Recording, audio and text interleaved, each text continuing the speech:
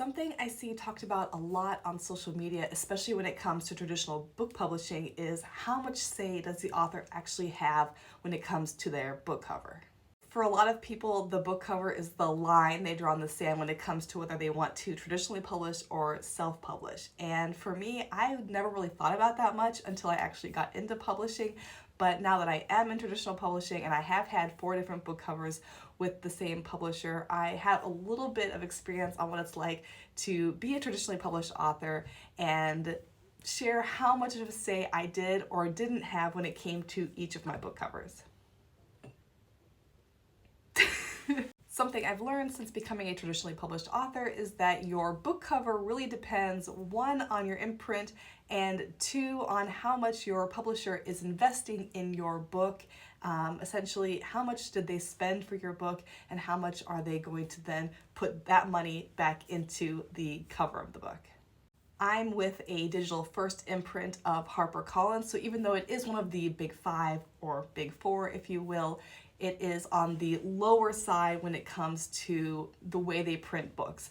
They are definitely way more focused on the ebooks, audiobooks, than they are on the paperbacks, or in some cases, hardcovers if you are an author who happens to be lucky enough to get them with my imprint. So the covers do kind of reflect what you see in the digital market. Most of my publishers' book sales are on the digital market, and there are trends when it comes to the digital market that do better than other trends that you see in the print market. And their book covers really do tend to gravitate to that ebook market and what ebook readers are picking off the shelf faster than, say, they would at a Barnes & Noble or a Waterstones. Now, my debut novel, Where Ravens Roost, was actually quite interesting. It was my first novel ever being published, and it was the first Nordic noir or Scandinavian crime thriller ever published by my imprint. So when it came time to designing the cover of this book, they actually asked me a lot of my thoughts. They wanted a lot of my input. Specifically, they wanted to know which other Scandinavian noir or Nordic noir crime novels that were already out on the market were really speaking to me with regards to their covers. They wanted to know what colors I thought fit the market of that book, and they wanted to know whether I liked faces, like an actual model when it came to book covers, or whether I was more into the vague outline of figures, which is very common in the ebook market when it comes to detective novels. So I actually did a lot of research into different Scandinavian crime novels. I sent them a very long list of books that I thought were very comparable to my novel and whose covers I thought really reflected the ideas and themes of my story as well. Something I noticed a lot when I was going through all of these other Scandinavian crime novels was that red, white, and blue seemed to be a repeating color pattern when it came to these books. Examples of some book covers that I sent my publisher were The Crow Girl by Eric Axel Sund, Will Dean's Dark Pines, and Camilla Läckberg's The Ice Princess. As you can see, red, white, and blue is going through on all of them. And of course, those books weren't alone. Also, I'm Traveling Alone by Samuel Björk, and all of the Henning Mankell series, if you get the English version, they all have that red, white, blue, black, white cover where you don't see a lot of faces unless you're getting the Yo Nesbo books. The American versions do have a lot of faces on them from an actual model, but most of them have houses, cabins, or figures in the woods, all of which fit in thematically with my book, Where Ravens Roost. So I said to my publisher, I really think the red, white, and blue color scheme will really help it fit into that genre and really stand out to readers in stores and say, hey, yeah, that is part of the Scandinavian Nordic crime lore. I also told them that I preferred the figures as opposed to the models, and that I would really like to have ravens somewhere on the cover because ravens play a major focus in the story. The funny thing about this cover is that when they sent me the first version, the sort of rough draft of the cover, the figure on the book, who is supposed to be the protagonist, didn't have any hands. They were just kind of cut off. It was like they had been forgotten or they weren't in the original image from Shutterbox or wherever the image was from. And so I asked them, I said, can you actually give him hands so it doesn't look like he just had his hands removed. And so they did go in and they added his hands on the figure, which I really appreciated. And the other cool thing is that this is actually a scene from the book. This is a pretty prominent scene in the novel of the protagonist going out into the woods behind his father's house and making a big discovery which helps him solve the crime. And I got my ravens, so I was super happy with this cover. And at the end of the day, I actually had a big say in what this cover looked like. But after the book had been out for a while and it didn't reach the sales numbers that my publisher was hoping for, they actually redid the cover and they gave it more of a traditional digital crime novel cover with just a kind of mysterious building, in this case a barn, because that is where the murder or supposed murder in my story takes place. And they readjusted this new cover in time for the publication of the sequel, Last One Alive, which then had a matching cover for the digital version of Where Ravens Roost, also with a building, a little bit more of a mysterious location setting, so that the two books would look like they matched in a series.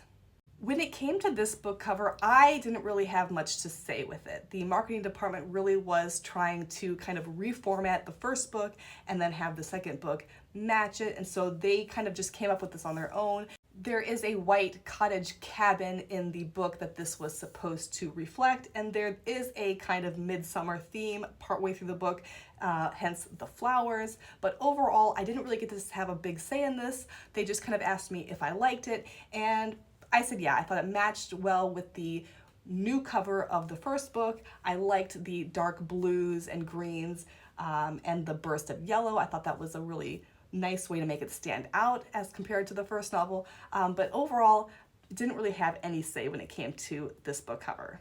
My third novel, Sweet Little Lies, was a slight departure from my first two books. This was not a Scandinavian crime thriller. This is a psychological thriller that takes place in the United States, and so they were going for more of that psychological thriller type cover.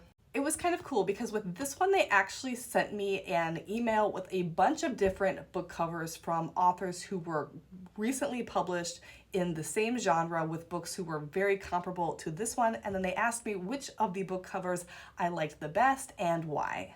So some of the book covers, for example, were Karin Slaughter, one of them was Lisa Jewell, some of them had a figure on the front like this, and others were more of an abstract image of maybe somebody's foot stepping on the cement, or kind of a rainy or, yeah, a foresty location that was kind of nondescript with the type font being the more prominent image as opposed to the actual picture.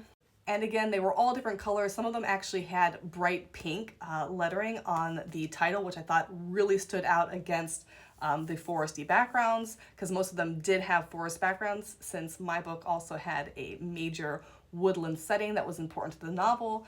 But yeah, so I told them which covers I liked the best. I told them which colors I liked on the covers the best, and they did take that into consideration, because the book cover that I liked the best of the ones that they sent me looks the closest to this one. The one thing I was really happy about when it came to this cover was that my editor worked very closely with the artist to make sure that the figure on the front actually looked like the character from the book that it was supposed to be.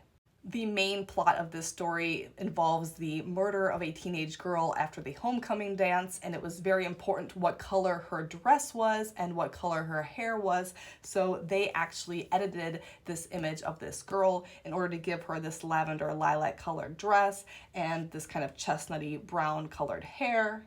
And like my original cover for Where Ravens Roost, this too is an actual scene from the book. This is a scene when the young girl is being chased by her killer through the woods after the dance, just before everything goes really wrong.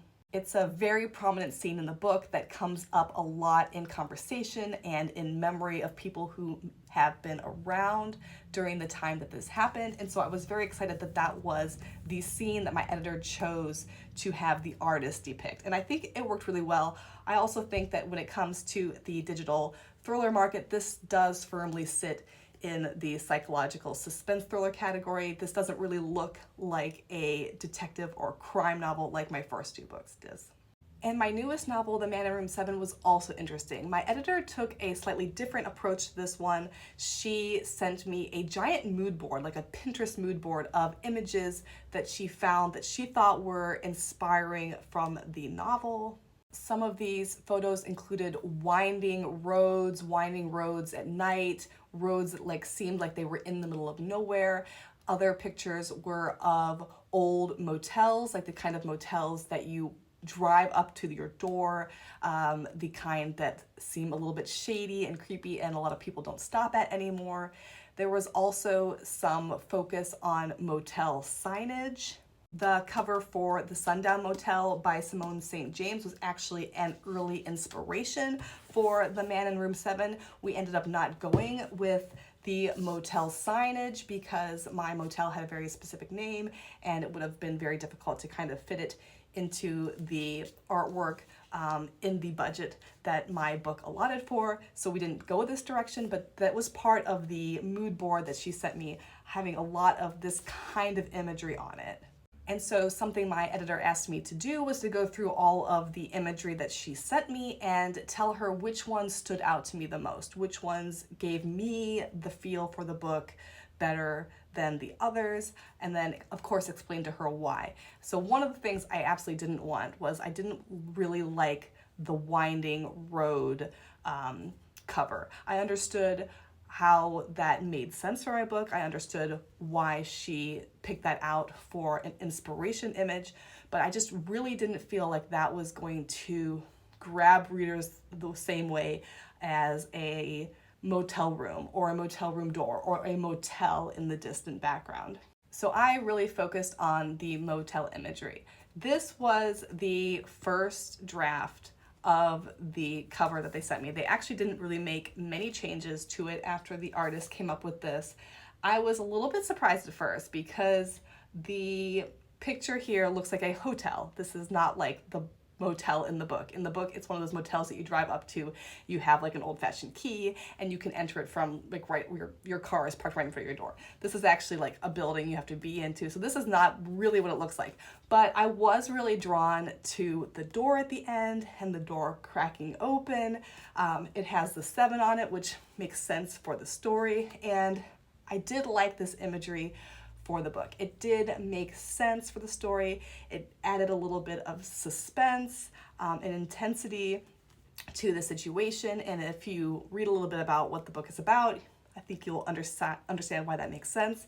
Again, green is my favorite color, so I was really happy about that. And I thought that this color green, which is got some mixes of blues and yellows, it felt eerie and almost kind of sickening in a certain way, which I also appreciated. I also really liked that there's like this really stark carpeted flooring here. It gave me Shining vibes, which is one of my favorite books. And I am a big horror lover, and actually I really want to write horror. That was my plan before I kind of fell into thriller books. So I really like that kind of subtle nod, because there are some horror aspects in this book. It's not a horror. It is definitely a thriller, but there are some speculative, supernatural elements that kind of push it towards the barrier of the horror genre. And there is one scene in particular that is definitely kind of reminiscent of a horror novel, but it's definitely a thriller. So I did like this cover, even though it wasn't really what I was expecting. But as for how much say did I have in it, you know, that mood board thing I think really helped her gauge what I was interested in and what I wasn't interested in. Because at the end of the day, I think your editor, who is like your go-to person, really wants to make sure that you are happy with the final result. They don't want an author who's not happy. But yeah, if you're not like the lead runner of the season, if you are not the big book of the year, obviously you're not going to get the same budget as that author. And so it's kind of what can they give you that is in the budget of the novel that you have provided for them, that they have purchased for, and but still make you happy. And I am happy with this one. Actually, this is my favorite of all of my book covers so far. So that is a little bit of my experience as a traditionally published author and how much say or didn't say I had when it came to my book covers. all in all, I think my publisher actually did give me a considerable amount of say, with the exception of the second book. But I kind of don't blame them for that. I understand that they were trying to find a way of remarketing the first one. It was also the middle of the pandemic. Like, my first two books came out in the pandemic, and so that was also kind of a weird time when it came to publishing books in general and a lot of things around publishing. And my second book was kind of thrown together very quickly, like in less than 6 months. So the fact that it got a cover at all is kind of amazing to me.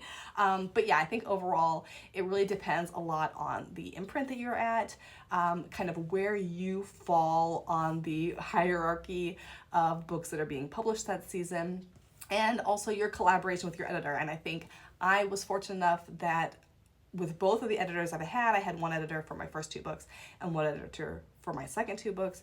I think they really wanted to work with me and find a book cover that not only would help sell the book, but that I would like. But of course, you know, the goal is always to sell the book, and they do a lot of testing in the various markets as to what kind of book covers are the kinds that really attract readers. And so when it comes to that, I kind of just trust them. I kind of let them work their magic, do their thing. Maybe down the road, if I become an author in a different class of authors, or, you know, I become a little bit higher up on that hierarchy, maybe then my input would be a little bit different or would be weighed differently. I don't know. I guess we'll just have to see. But in the meantime, that has been my experience when it comes to my book covers with my publisher. Thanks so much for watching. As always, if you have any questions about books, writing, being an author, being a debut author, traditional publishing, working with a digital first publisher, any of that stuff, leave me a comment down in the comments and I will see if I can make you a video. Thanks.